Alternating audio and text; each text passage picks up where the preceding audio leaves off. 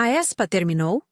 Essa apresentação em um programa matinal americano deixou muita gente se perguntando exatamente isso. E eu quero desmontar o caso com calma. O que aconteceu, o que foi culpa de cenário e técnico, e o que indica um problema maior na estratégia do grupo e da gravadora. Vou ser direto. Não vou declarar o fim de nada com base num único vídeo. Mas também não vou minimizar o que vimos. Nesta análise, eu vou apontar os erros visíveis, explicar possíveis causas técnicas e de produção, comparar com o nível que a ESPA já mostrou antes e propor caminhos práticos para um ajuste. Se você quer mais análises assim, deixa o like e se inscreve rapidinho. Ajuda muito o canal e me permite trazer mais conteúdo detalhado como este. A apresentação em questão era uma oportunidade importante. Para um grupo coreano, tocar num programa matinal dos EWA é muito mais que um clipe. É cartão de visita para um público novo, visibilidade para bookers e mídia, e um passo estratégico para a expansão ocidental. SM Entertainment sabe disso. Por isso é estranho ver elementos básicos de uma apresentação ao vivo tão comprometidos. A sensação geral foi de exposição sem proteção. Quando um show curto vira discussão sobre a saúde artística do grupo, vale investigar. Vamos aos problemas que saltaram aos olhos e aos ouvidos de quem acompanhou. Primeiro, sincronia. Coreografias de K-pop são cronometradas. Quando uma formação se move com desenhos tão alinhados, a discrepância entre membros fica ainda mais explícita. Em vários trechos, movimentos não entraram juntos, linhas quebraram, e a leitura coreográfica ficou confusa. Isso afeta a percepção de profissionalismo e energia. Segundo, intensidade e expressão. A falta de expressividade facial e corporal houve em momentos-chave. Para um número curto num programa onde tudo conta, a ausência de punch faz o público sentir que algo está frio. Expressão é comunicação, e num estágio internacional, transmite confiança. Terceiro, posicionamento e transições. Alguns encontros de membros, como aquele cruzamento do palco envolvendo Karina e Ning Ning, deram impressão de desencontro, não por falta de vontade, mas por execução. Posicionar integrantes é logística e arte. Falhas são muito visíveis em TV aberta.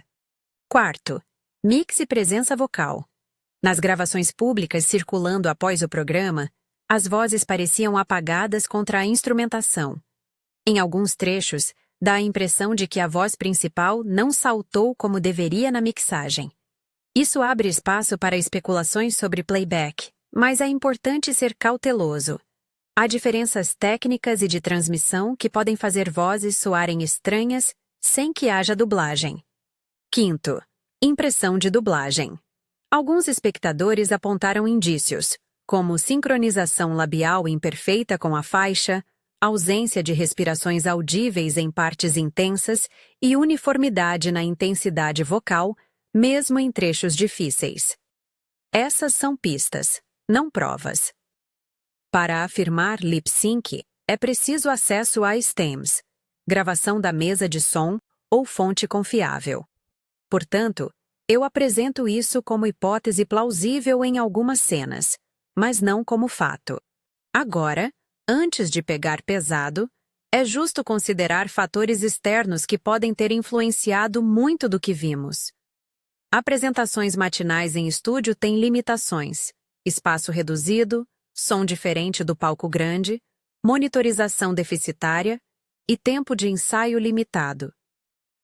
Câmeras e diretores de TV podem escolher enquadramentos que não favorecem coreografias amplas. Um corte de câmera mal cronometrado transforma um momento bem executado em algo que parece desconexo. A instrumentação ao vivo ou playback do backing track mal equalizado também pode fazer vozes desaparecerem. Além disso, viagens, jet lag e agendas apertadas afetam rendimento físico e vocal. Tudo isso não desculpa erros, mas explica parte da variabilidade. Também existe a questão de preparação. Shows internacionais exigem adaptação do setup técnico. Se a equipe de som local não recebeu a informação correta sobre microfones in-ear ou se houve troca de técnicos de última hora, o resultado prático é péssimo. E quando um grupo é levado a fazer várias aparições em curtos períodos, a margem de erro aumenta. Comparando com o passado de aespa, a diferença fica clara. Na era de Black Mamba e nas rotinas coreanas, vimos sincronia afiada, execução precisa e personagens de palco bem definidos. Houve apresentações em que o grupo mostrou identidade performática e coesão. O que nos preocupa não é tanto a queda isolada, mas a consistência. Se performances assim passarem a se repetir, a narrativa que a internet vai construir será de regressão. E essa narrativa pesa. Fandom e imprensa amplificam trechos curtos, transformando um tropeço em prova de tendência. Isso nos leva ao ponto estratégico, o posicionamento. Desde o debut, a aespa foi vendida como um projeto multimídia, visual futurista, identidade marcada pelo conceito de avatares e uma ênfase grande em performance visual e coreográfica. Ao mesmo tempo, as integrantes têm qualidades vocais claras. Ningning, por exemplo, é muitas vezes destacada pela potência e controle.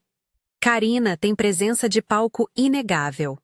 A questão é, a gravadora está equilibrando bem essas forças? Minha crítica construtiva à SM Entertainment aqui é dupla. Primeiro, parece haver um esforço de vender a aespa essencialmente como grupo de performance, quando, no conjunto, uma estratégia mais híbrida poderia explorar melhor o leque do grupo. Performance intensa pode ofuscar vocais se a mixagem e os arranjos não permitirem sustentação ao vivo. Segundo, no processo de entrar no mercado americano, a preparação técnica e a escolha de formatos devem ser altamente adaptativas. Nem todo programa pede exatamente a mesma entrega que um festival coreano. Algumas medidas práticas que eu recomendo, sem pretensões milagrosas, são simples e efetivas. Reforçar ensaios técnicos e soundcheck em cada parada internacional. Não é glamour, é detalhe que evita desastres. Reavaliar arranjos para live TV. Reduzir elementos que competem diretamente com a voz em linhas críticas, ou ajustar partes para que cantoras possam respirar e controlar. Alternar performances com versões acústicas ou semiacústicas em alguns canais.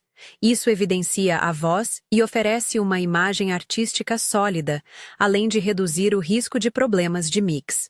Investir em equipe local de mixing e em comunicação clara entre produção coreana e equipe técnica estrangeira. Reavaliação criativa. Adaptar coreografias para que permitam entregas ao vivo sem sacrificar o aspecto visual. Às vezes, menos movimento, mais intenção. Trabalhar o storytelling. Explicar em entrevistas que algumas aparições são em formatos compactos e que a experiência ao vivo em shows completos é diferente. Transparência reduz especulação. Também é importante que o fandom e meios críticos mantenham equilíbrio. É tentador transformar uma cena viral em sentença definitiva. A internet amplifica trechos e cria uma sensação de emergência que nem sempre corresponde à realidade do trabalho artístico e das médias variáveis de execução. Quais são os cenários possíveis daqui para frente? Vou listar 3, de forma direta. Cenário otimista. SM reconhece a necessidade de ajuste tático. A equipe técnica melhora a configuração em shows internacionais.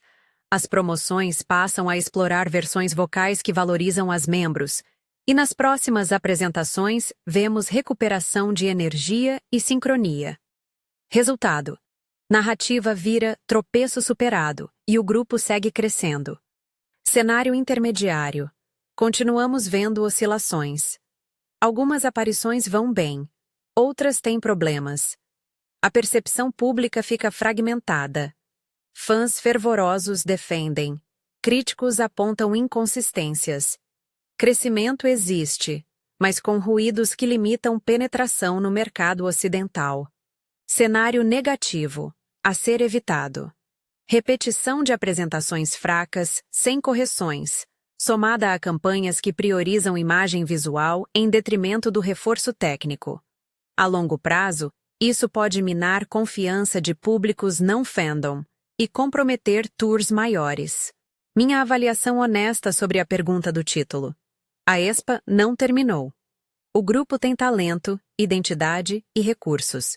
O que essa apresentação mostrou é que, no momento, há problemas de consistência e escolhas táticas que precisam ser revistas, tanto em palco quanto na mesa de planejamento da SM. Um tropeço isolado é corrigível. Uma sequência é mais perigosa.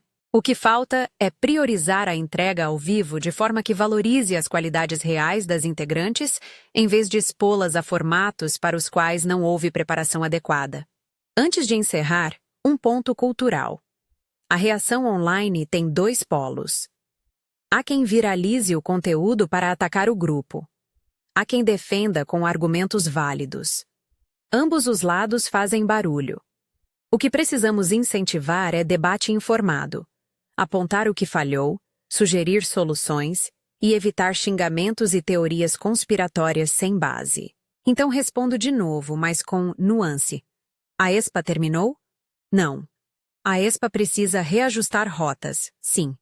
Precisa de alinhamento técnico, escolhas de apresentação mais inteligentes e talvez um reposicionamento que destaque vocais quando for estratégico. Se isso acontecer, a história pode virar uma recuperação exemplar. Se não, a narrativa de inconsistência pode ganhar força. Agora quero ouvir você. O que achou dessa apresentação? Você acredita que foi problema técnico, falta de preparação, estratégia equivocada da gravadora ou uma mistura de tudo isso? Comenta abaixo. Peço que mantenha o respeito, sem xingamentos, porque discussões racionais ajudam mais do que ataques. E se você curtiu esse vídeo, se inscreve e ativa as notificações para não perder as próximas análises. Eu leio os comentários e gosto de dialogar. Até o próximo vídeo.